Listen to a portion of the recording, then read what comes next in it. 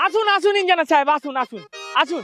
দেখুন এই যে এই পুরো প্লটটা দেখতে পাচ্ছেন না, পুরো প্লটটার উপরে আমি একটা চারতলা বিল্ডিং করব, যেখানে থার্ড ফ্লোরে থাকবে আমার একটা বিশাল বড় গাড়ি পার্কিং এবং ফোর্থ ফ্লোরে থাকবে একটা বিশাল বড় সুইমিং পুল।